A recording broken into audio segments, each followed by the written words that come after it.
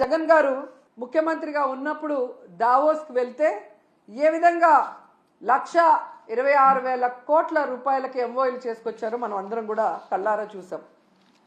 అలాగే విశాఖలో global investment summit ఏర్పాటు చేసి 13.5 లక్షల కోట్ల రూపాయలకి ఎంఓయూలు చేయడం మీ అందరూ కూడా గమనించారు ఈ రాష్ట్ర ప్రజలు.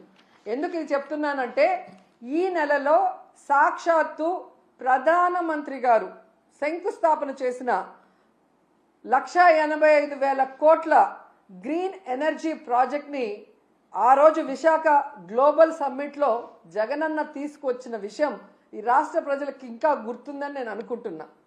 అలాగే ప్రధానమంత్రి గారు శంకుస్థాపన చేసిన బల్క్ డ్రగ్ ప్రాజెక్ట్ కూడా జగనన్న ముఖ్యమంత్రిగా ఉన్నప్పుడు ఇతర రాష్ట్రాలతో పోటీ పడి తీసుకొచ్చింది.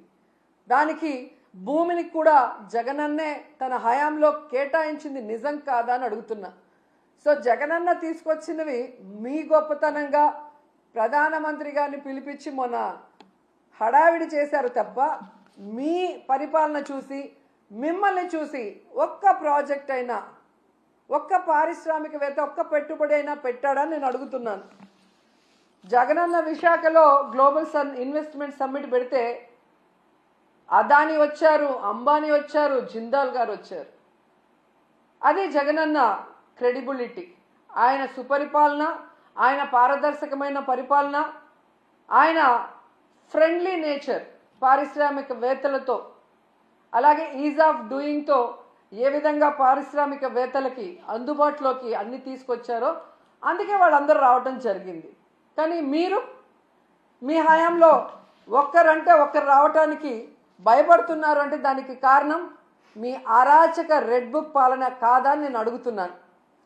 ఈరోజు ఇన్ని మాట్లాడి వెళ్ళిన మీకు ఉత్త చేతులతో తిరిగి రావడానికి సిగ్గు లేదా అని అడుగుతున్నాను.